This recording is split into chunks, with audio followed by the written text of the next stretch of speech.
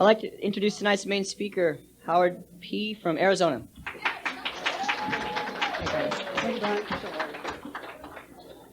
Thank you. My name is Howard, and I'm an alcoholic. Hi. Michael, thank you for inviting me to come and talk tonight. It's an honor to be here. I want to thank Brian for talking.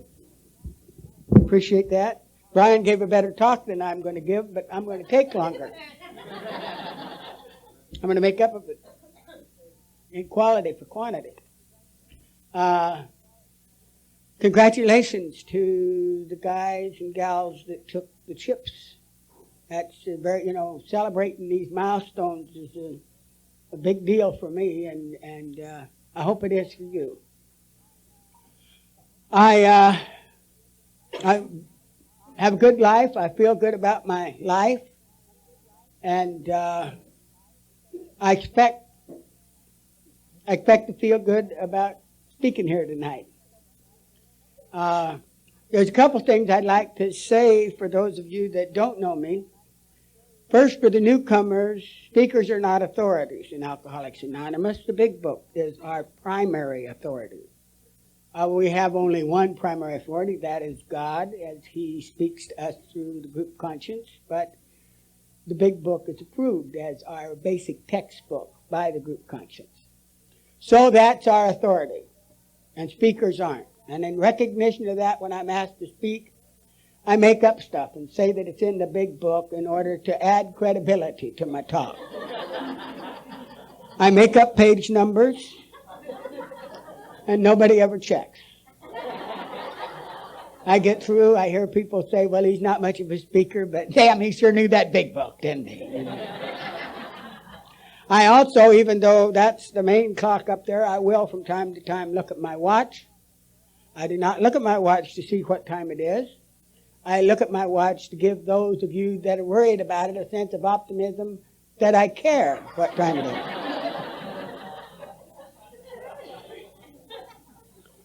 Life is good. On page 45 in the Big Book, it says lack of power is our dilemma. And that is certainly among many, many, many other instances in my life. I know in and of myself I always lack the power to feel good.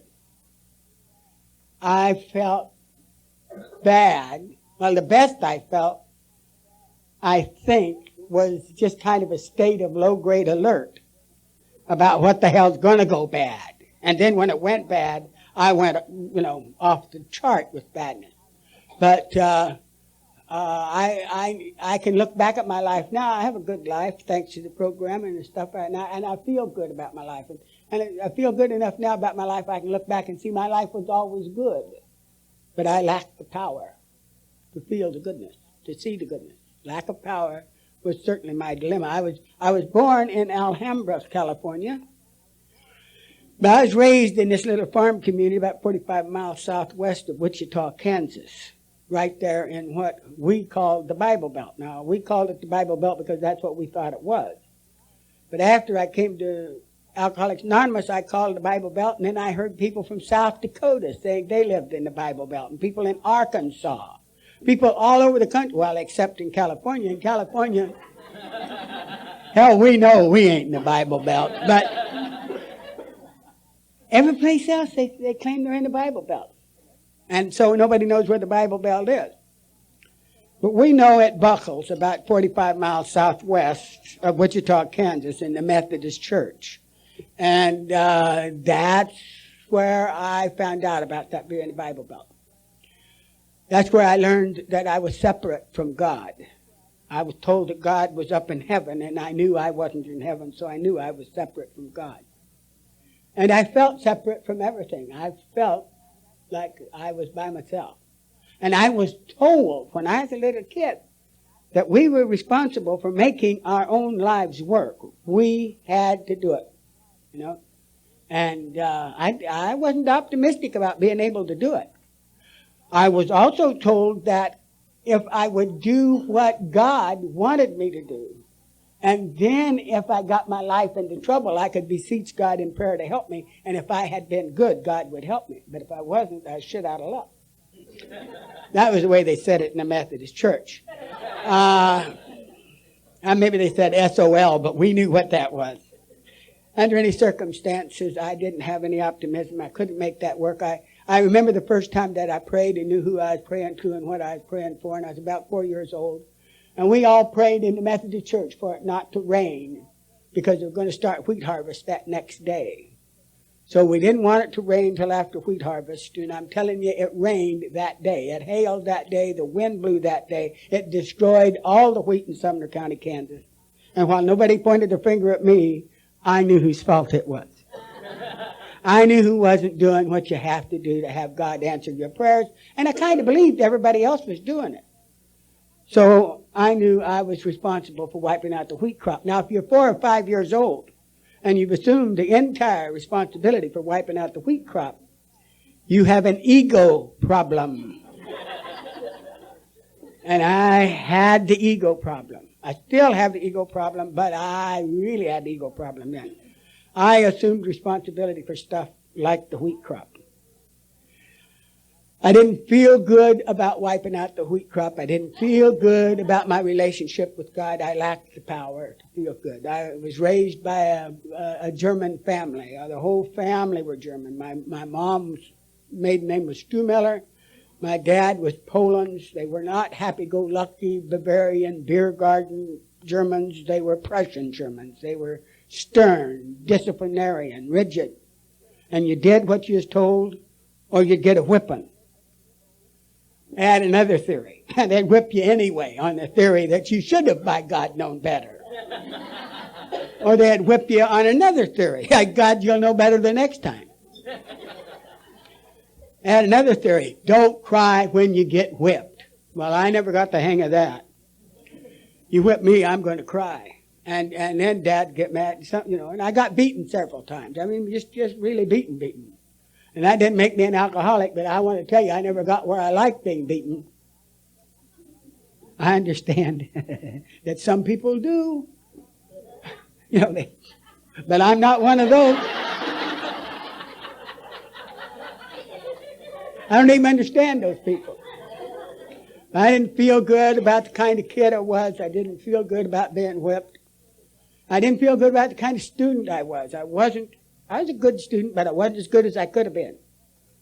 If I got good grades, I could have always done better. Or I should have been doing that good all the time. So, and that's no big deal. It's just that I didn't feel good about myself or about my life. And it didn't make any difference about the circumstances in my life.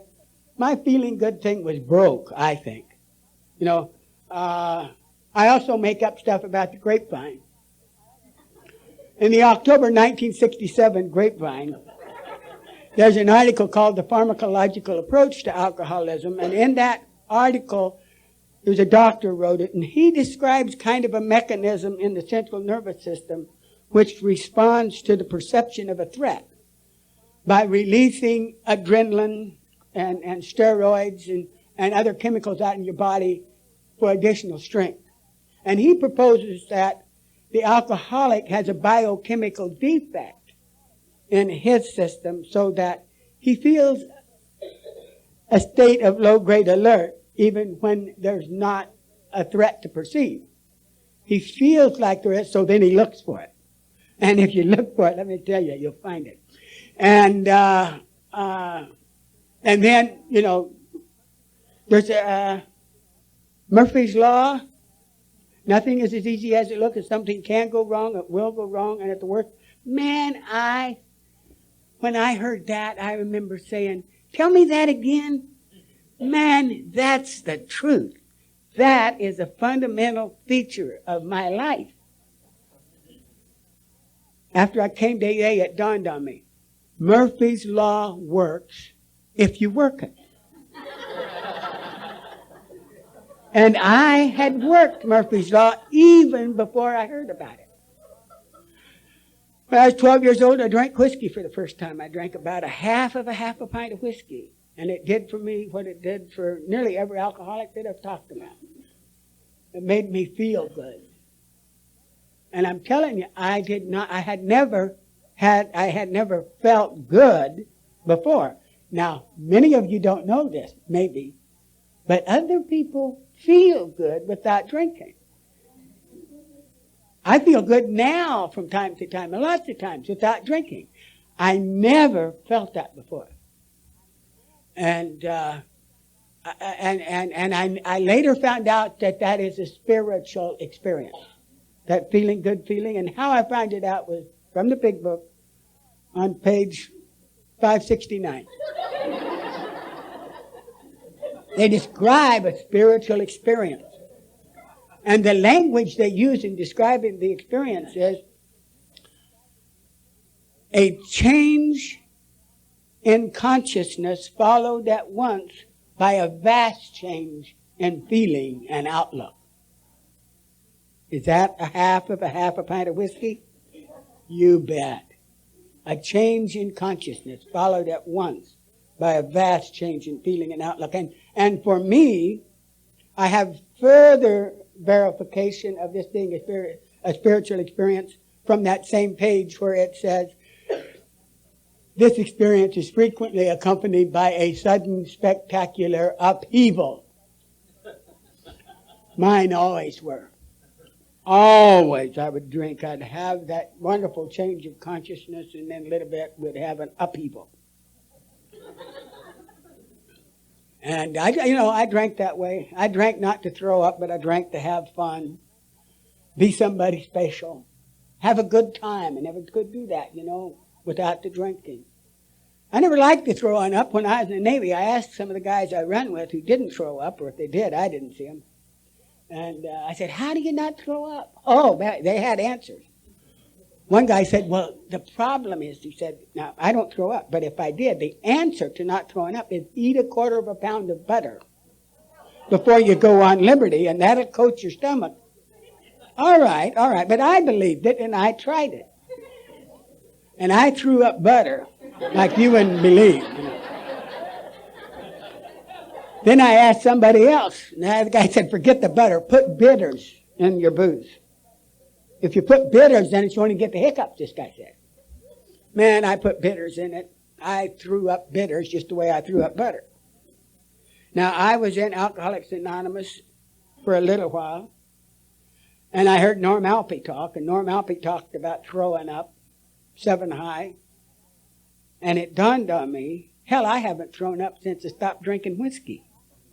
It was the goddamn whiskey that was making me throw up. Drinking whiskey made me throw up. But I couldn't believe, whiskey was the solution. Whiskey cannot be the problem.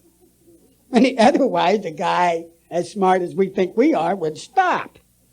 No, it was the lack of butter, it was the lack of bitter, or it was something other than whiskey. Whiskey was the solution, and it was the solution. Getting married wasn't the solution. That certainly wasn't the solution, although I was sure it would be. I fell in love with the lady that was going to be my wife when we were in the 7th grade. There were 21 of us in this little class in Argonia, Kansas, and we went through the 7th grade on through high school together. She was my girlfriend, I was her boyfriend in 7th grade, but after we got into high school, she decided to go with more mature boys. And God, I'll tell you, she was my dream girl, and I never liked the fact that I never told her I loved her, but I knew I did. And then I came home in the Navy and when I was 20, and man, I courted her. I'd learned some Shakespeare and some other stuff, and so we got married. I was 20. I had a month yet to do in the Navy. And then we were married 20 years. Had 3 children. One of them's here tonight. And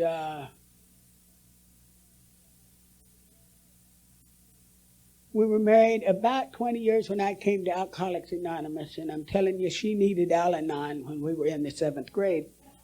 And she never heard of Al-Anon until I came to Alcoholics Anonymous. So I'm telling you, she did not understand my drinking. And she didn't want to understand it. I tried to tell her. I told her one time, I had one of those deep, penetrating thoughts where you had insight into the foundation of the universe. And I was going to tell her, and I forgot what the hell I was going to say about halfway into the sentence. And she said, "You're drunk again." Oh, God, I hated that, you know. I bet you 1,000 times, more than 1,000 times, she would say, "Don't you think you had enough?" And the fact was, no, I didn't think I had enough. If I could still think, I think I'll have another drink.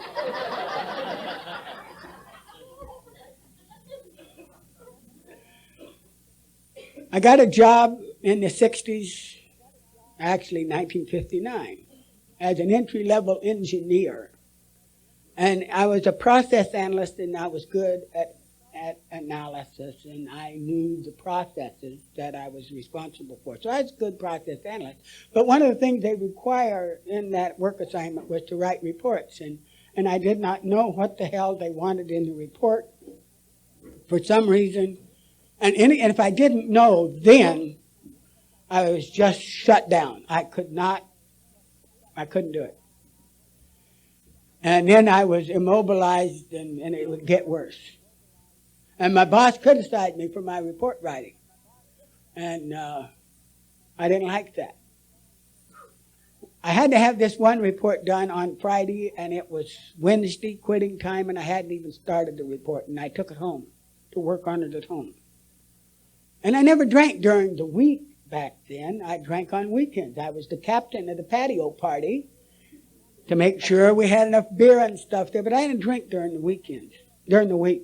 But this night, there was about a half a pint of whiskey in the refrigerator, and I drank about half of that. And whatever had kept me from knowing how to write technical reports went away. And the pieces just came to, I knew how to describe as an introduction the analysis that I had performed. And then I went through step by step through the analysis and the results, and then in conclusion recommended corrective action. And I knew it was a good report, and I had a technical vocabulary that I didn't know I had. And I got this report typed up and circulated for approval. Everybody signed it. And my boss's boss came up to me a couple of days later and said, "Did you write this report?" And I said, "Yes." He said, "I knew you could do it if you just give us the effort." And I remember thinking, effort your ass. I gave you effort. It wasn't effort, it was whiskey. But I thought that, but I knew, don't tell him that. Let him think effort. They'll give you a raise for effort. They won't give you anything for whiskey. The important thing is, I know it was the whiskey. And I'm telling you, it was the whiskey. And from then on, and I wrote good reports, and I know many of you know, I was, in fact, smarter after I had about a half a pint of whiskey. And I did have a better vocabulary, and they were good reports. And I went from a process analyst to an engineer to a senior engineer, and I left General Dynamics Astronautics in 1966 and moved to Hughes in Culver City as kind of a senior engineer, and then I was an engineering supervisor. And the only reason I ever only way I kept the job I had or got any promotion, because I drank whiskey.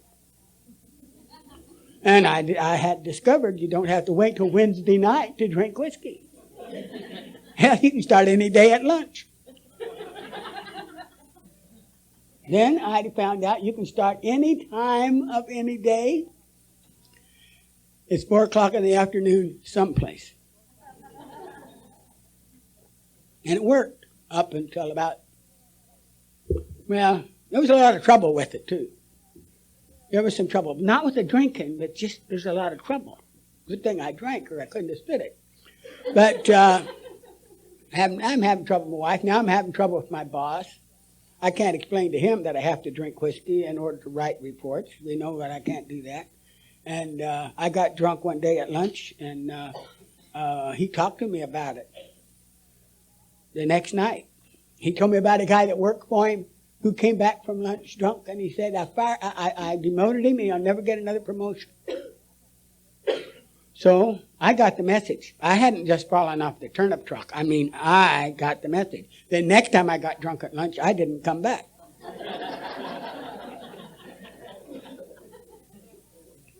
And then the next time, now he's telling me about a guy that worked for him that would get drunk at lunch and not come back. And he said, I fired him. Jesus, you can't please some people. How unreasonable can they be? Well, in January of 1972, he demoted me. Took me out of my supervisor's job and said, you've lost credibility with me and with the people that you were supervising. Now, he didn't fire me. He put me on, cut me back to an engineer and gave me assignment to do special assignments for him. But he didn't fire me. See, those are what I call bottoms. And when I hit bottom, I got well again and drank. And soon after that, I had told my wife I was going to quit forever. I said, I know it. And my wife was always, for the last 20 years, every little whipstick, she was going to leave me. And I did not want her to leave me, so I would promise to do better. And I'll tell you, I would sweet talk her, I'd do Shakespeare, whatever the hell it took, so that she would stay. And I would stop drinking, and I would mean it. But then somehow I'd have to have a drink. And then I'd be right down the tube, and she's going to leave. Well, I told her I was going to stop drinking in January of 1972. And I didn't last very long. I don't even know if I made it today, but I know I didn't last very long. And then I went home after not even going to work, but sitting in the tattletale, drinking all day. Then I went home and I said, Pat, some people are born to drink, and I'm one of those. And if the only way you'll stay with me is for me to stop drinking, you're going to have to go, because I am not going to stop drinking. It's too important to me. That's too much for me. Now, you can go to a lawyer, get everything put in your name. Whatever you need to do, I want you to stay. I don't want you to leave. But I am not, and I'm not going to drink as much, but I'm going to drink. And the next morning when I woke up, I thought, Jesus Christ, why did you say that to her? You know, now you got yourself, you ought to just shut up. You keep getting yourself in more trouble. All day long I sweat this. I came home and quitting time, and I said, did you go see the lawyer? She said, yes, I did. I said, you going to get stuff put in your name?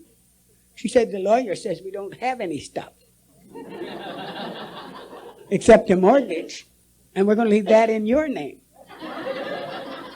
But she said, the lawyer says that you sound like you're an alcoholic, and why don't I ask you to go to Alcoholics Anonymous? I said, Pat, Alcoholics Anonymous is for people whose life is in trouble because of their drinking. Why, our life isn't in trouble.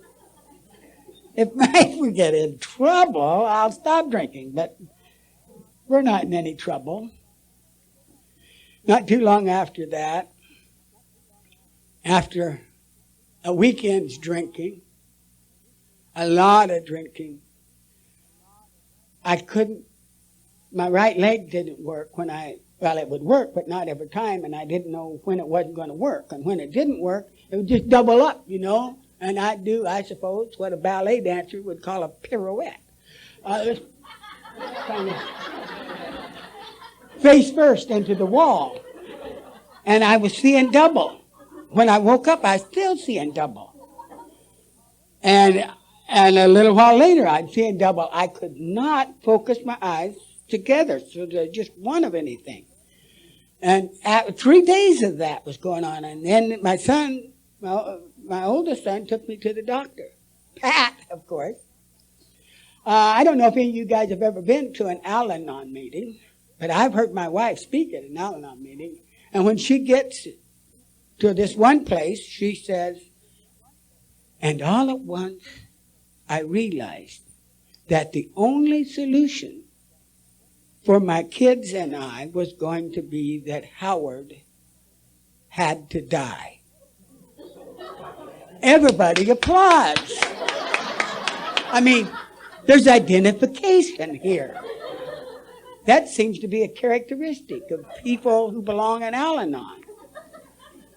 Now, when we get to this place where I'm doing all of this stuff, and I have a convulsive seizure, Pat sees this as a mixed blessing. One, in a way, she's going to hate to lose me, but she's not going to have to kill me because it looks like I'm going to kill myself. So that was her confusing. I told the doctor when he asked me, I said, I don't drink at all. He said, my God, if you drank, I'd know what's wrong. I said, well, that's not it. In a little bit, he said, are you sure you don't drink? I said, Garrett, goddamn, you don't question my integrity.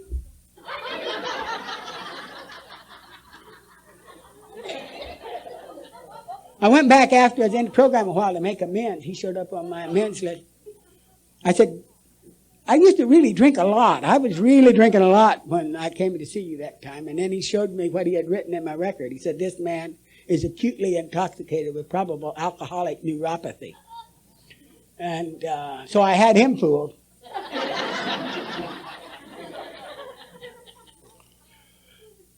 I had, during this period of time, got us hopelessly in debt. I say hopelessly in debt, but I got out of debt when I got sober. But I felt hopeless at the time. I had a credit card my wife didn't know about, and I was double the limit on the credit card, so I borrowed money, which she didn't know about, from the credit union, so I could pay the credit card down. And first thing you know, you guys won't believe this, but I'm double the limit on the credit card again. So I have to borrow more money from the credit union. Now, there's a lot of pressure. You know, I mean, God damn, there's enough stress anyway without this stuff. And I had an opportunity to sell some equipment that I didn't own. Equipment that I found right before Hughes lost it. And I gave it to this fence to sell, and we were going to split the money. 9 days later, I'm in the tattletale. It's Sunday. I had just paid my tab. Friday. Now I'm broke. And I'm further into the tab on Sunday than I had been into the tab when I paid it off Friday. And I don't have any money or any hope for any money until next Friday, if I make it till next Friday. And I thought, I think I'll sell these industrial entrepreneurs here in the tattletale some electronic test equipment that they might use in their factories. I think whiskey had stopped making me smart. The next morning, by the way, I didn't sell any test equipment, but when I came to the next morning, and the little paragraph on page 8, no words can express the loneliness and despair I found in this bitter morass of self-pity, quicksand stretched all around me. There was no bottom to this quicksand. You see, there were bottoms to all this other stuff. And I'd stop long enough to get well. And then I'd start again. But I'm telling you, there's no bottom here. The equipment is not there. The equipment is test equipment that has been calibrated in a test lab to standards and is scheduled for recalibration. And when it comes up to recalibrate, they're going to send somebody out to get it. Well, let me tell you, that guy ain't going to find the equipment. And when he can't find the equipment, he's got to fill out a little report. Security comes. Hughes Security comes looking for the equipment. When they can't find it, they have to send a report in to the federal government, who send out agents from the Federal Bureau of Investigation to find out what the hell happened to the government's property. And I experienced the feeling, having realized this, that's described on page 30, of pitiful and incomprehensible demoralization. And I think, God, and my kids are candidates for the disgrace of that. And every father wants their kids' respect. And I didn't have it, didn't deserve it, and now I was going to disgrace them. And I saw I'm going to have to stop drinking until this blows over.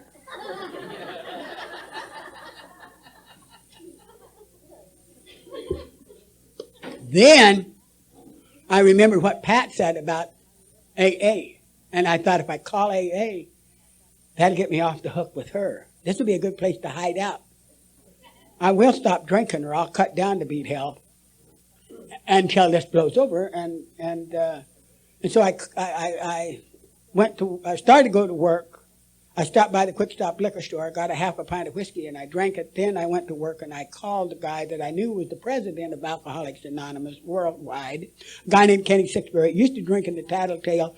He left the Tattletale, apparently went to Alcoholics Anonymous, and now been elected president. Me and those other entrepreneurs got our facts pretty straight, and that was the facts that we saw him in the Tattletale. And so I got his phone number and called him, and I asked him if he was in AA and if he'd take me to an AA meeting, and he said, yeah, are you drinking now? And I said, no, which is the truth. I had drank a half a pint, but right now I'm not drinking. He said, I'll try not to drink anymore. Well, I drank more. I drank 3 more half a pints, and I was taking a lethal dose of bennies every day. And I took my bunch of bennies, and by 6 o'clock in the evening, I did not know why I had called Alcoholics Anonymous. Things aren't really that bad. I hope this guy don't show up, but he showed up driving a pickup truck, which was just what I thought the president of Alcoholics Anonymous would be driving. And I got in the truck and I said, I am not an alcoholic. He smiled. He still has a great smile. He smiled and said, I don't know if you're an alcoholic or not, but we're going to the right place. And he took me to the Culver City Studio Group, which just celebrated its 60th anniversary. It's an old group. It was a big book-based group. Bunch of old-timers. And I was warmly welcomed. And I'd made to feel at home. And I was telling each person I wasn't an alcoholic, and each person was saying, that's all right, you're in the right place. Except one guy named Charlie. I said, I am not an alcoholic. And Charlie said, you don't have to be an alcoholic to be a member of Alcoholics Anonymous or the Culver City Studio Group. You don't have to think you're an alcoholic. You don't have to say you're an alcoholic. He said, what is the requirement to become a member is a desire to stop drinking. And if you were drinking earlier today and you have a desire to stop drinking now, that's all that's required. And if you decide you want to be a member, then you are a member. If you have a desire to stop drinking and you want to be a member, that's the only nomination and that's the only vote you're in. He said, that's how everybody here got in. He said, whether you're here or not, your place will always be here. Nobody can take your place in Alcoholics Anonymous. And what a hell of a nice thing to say to somebody that hasn't had that many nice things said to him and shouldn't have, but I'm welcome here. And in the book, on Roman numeral page 8, it says something about we are 100 men and women who have recovered from a seemingly hopeless state of mind and body. And I know today that it is a seemingly hopeless state of mind and body only because Alcoholics Anonymous exists. If Alcoholics Anonymous did not exist, it is a hopeless state of mind and body for me. Because no place else in our culture is anybody doing anything or saying anything that could possibly have helped me. And Alcoholics Anonymous has. And one of the things about you guys that made the whole difference for me was whenever else in my life people tried to help me, right before they could tell me the answer to my problem, they had to tell me what I was doing wrong. God, I don't care how much I like you. If you tell me I'm wrong, I hate you. And I don't want to listen to you. You have no credibility. Just get the hell away from me. I don't want to be that way. I was that way. And it was all right with me to be that way, but I hadn't started out to be that way. That's just the way I was. And I had become a person where it was important to me to be right. And after a while, it was important for me that you know I'm right. And if you happen to see things different than I do, then it's important to me that you know you're wrong. And that was just kind of the way I was also. Didn't want to be that way, but that's the way I was. Did not want to be that way either, because I didn't even know I was that way. I just knew I was right, and you were wrong, and you should know it. I come to Alcoholics Anonymous, and nobody's ever told me I was wrong. Nobody ever told me I was full of shit. People told me that all my life, but you guys never have. What you've told me is what's wrong with you. You have told me what you used to be like, what happened, and what you're like now. You told me about not having the power to feel good in and of yourself. Having a knot in your gut. Having a hole in your gut where the wind blows through. You see, I know about that, and I don't know anybody else knows about that. But you say that about you, and I know you and I have something in common. And then you talk about the obsession of the mind that somehow, some way, this time, I'm just going to drink a half a pint through the day. I'm going to baby the half a pint through the day. And man, I was going to do that every day. Every day I wasn't going to drink any more than a half a pint. God damn it, I drink more than that, and I'm just going to drink a half a pint. When I was drinking just a half a pint, I got promotions, I could think, I could work. Brilliant. That's all I'm going to do today. Of course, that half a pint's gone by 10 o'clock in the morning, and I'm thinking better, and I'm thinking, well, I don't mean just exactly a half a pint. I'm going to average a half a pint. I won't want a full half a pint tomorrow. I think I'll go get tomorrow's half a pint at lunch and have a drink out of it at lunch. And I won't mind tomorrow. Now tomorrow, half a pint gone by 2 o'clock in the afternoon, and it's to get off my back. I'll drink if I goddamn want to. I ain't hurting anybody. Then I stopped and get another half a pint on the way home, so that when I opened it in front of my wife and took a drink out of it, she would see why I smelled like I'd been drinking. Because she just saw me take my first drink. And she knew I couldn't drink very much, because by the time I finished that half a pint, I'd be sleeping on the floor. And everybody be relaxed. They'd be glad he's asleep, you know. Then I get up the next morning. You won't guess what an intelligent person like myself would think. In any other area of my life, if it hadn't have been the booze, if it had been something else, I would have thought, I can't have any more of that until Friday, because Monday I used it all up. You know, now I'm into Friday. Not then. Tuesday morning I get up, I go by the Quick Stop liquor store. Why? Because I'm going to get a half a pint of whiskey, and that's all I'm going to drink today. That's insane. That is an insane obsession. And coupled with that is a physical reaction that manifests itself in, for me, not a craving, but in me wanting to have another drink. And having it. And then having another. And then wanting another and wanting another. And taking them. I told that to my sponsor. I never craved a drink. He said, well, there's a kind of alcoholic who once they start drinking, they keep slugging them down so fast that the craving doesn't have an opportunity to set in. I'm one of those. Now I can look back and see I had a lot of cravings. Anyway,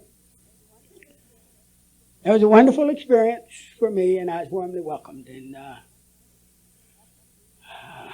after the meeting, I told Kenny that I was an alcoholic. I said, I'm an alcoholic, but it won't work for me because of all that stuff about God. And I'm not going to work the steps. He smiled and said, when you got in the truck to come to the meeting, the first thing you said is, you are not an alcoholic. Now, after one meeting, you get in the truck and you say, you are an alcoholic, but you're not going to work the steps. And it won't work for you because of God. He said, you don't know it, but on page 30 of our big book, it says, when we fully concede to our innermost selves that we are an alcoholic, that's the first step in recovery. And so you're already taking the steps, but you don't know it. He said, what has worked for me and what I would suggest to you is to not drink. Don't take binnies. I hadn't even told him I took binnies. Don't know how he noticed, unless he noticed I said the same things over and over really fast. Go to meetings sober and listen like someone would who wants to learn some new answers for how to live their life. And he said, I did that, and time again, I would hear somebody describe a solution to a problem that I didn't know I had. until I heard them describe that solution, and my head would say, if I would do that in that same situation, my life would be better. And he said, in those situations, I would do that, and my life has gotten better. So don't drink. Don't worry about the steps. Just don't drink and go to meeting. And I did that. And I got laughs. I'd never laughed before in my life. I remember Flo D, who some of you guys would know from years and years ago. She lived in this area, and she's a wonderful gal. She brought laughter to me like nobody ever had. And she talked about shaking her fist in God's face and saying, why me?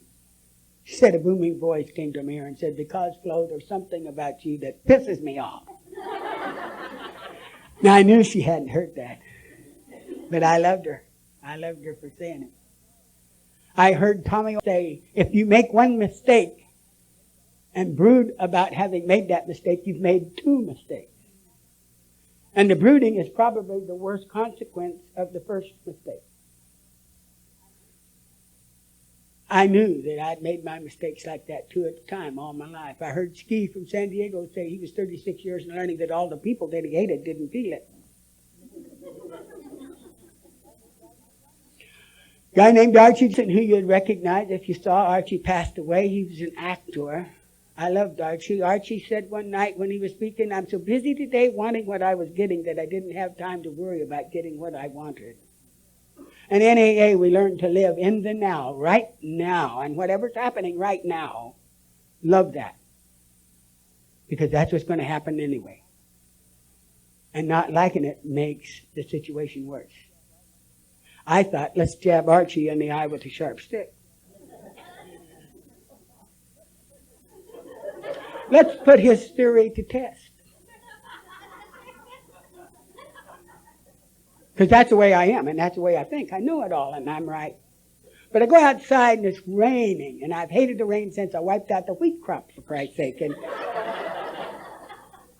And I say it's going to rain anyway. That's what Archie meant, and I'm going to love the rain, and it's that easy.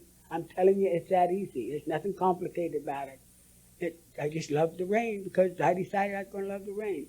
And then when it stopped raining, I had to adjust my attitude. Went to a meeting one day. I wasn't ever going to go to a meeting again. There was many nights, many days I was not going to go to a meeting because the day was bad. And I would say, AA don't work. I am not going to go shake hands, grin like a baboon and say, isn't this wonderful? It is not wonderful. And I'm not going to meeting. I'm not going to drink, but I'm not going to meeting. Every night that I said that, every day that I said that, that night I forgot I wasn't going to the meeting, and I went to the meeting. And this night it was the Malibu meeting on Saturday night, and Don was the speaker, and Don said that night in a wonderful talk, he said, if you're new in AA and you're not working the steps, AA will stop being fun, and you'll decide that AA doesn't work. And you decide you're not going to meetings anymore. You're not going to drink, but you're not going to go to those damn meetings. He said you don't go to meetings for a while, then you'll go to the bar and order a drink. And if you do that, and the bartender says, what's the matter? I thought you was going to AA. Don't AA work? He said, if you're not working the steps, be honest with him and tell him you don't know if AA works or not because you wouldn't try. There's nothing in my head to pop off about that. I knew that that was true. And I made a commitment to myself that I was going to work the steps. Not that I expected anything to happen, but if they didn't, then I could say it don't work. But I cannot say it don't work if I won't do it. And I did a fourth step, and I discovered in the fourth step that my dad is not my problem. My dad whipping me is not my problem. My problem is I am afraid. And because I'm afraid, I cannot get out of my own way unless I'm pissed off. That's the only way, my only source of strength. That and dishonesty and other selfish and self-seeking things.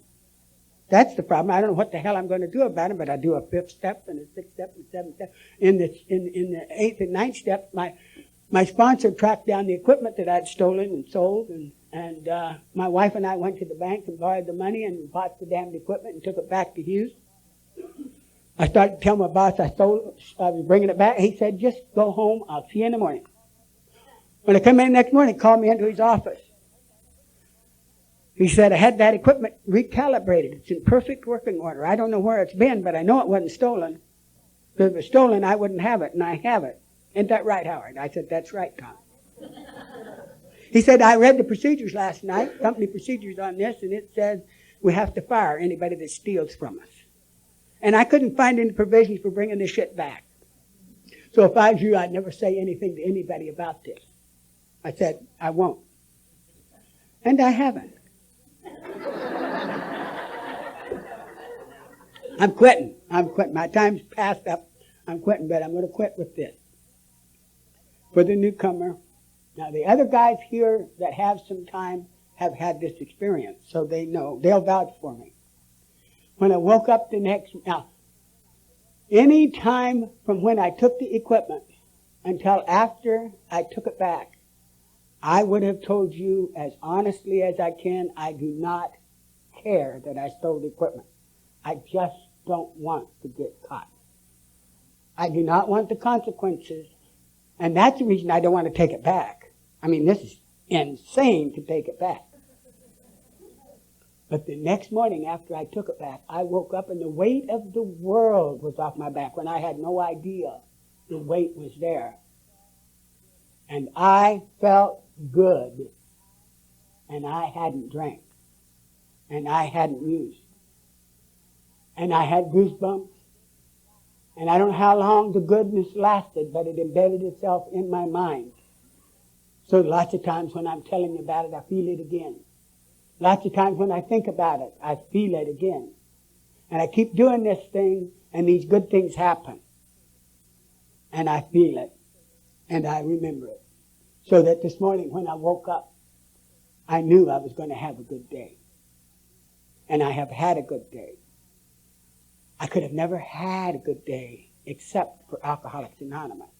Without you, it is a hopeless state of mind and body for me. I was reading the book on meditation, read a ton of them. The best thing written on meditation, Alcoholics Anonymous, step 11 in phone quote, in my opinion. The best thing for me, that's it. This other book said, if you can find God through an intellectual exercise and be convinced that God is there, then that's the way for you to do it. Or if you just feel the presence of God in your life and know that that is God, then that's the way for you to do it. But whatever way you find God, mark that spot and go sit in that window again. This is my window, right here in this place with you guys. I'm very, very grateful for it. Thank you for letting me share.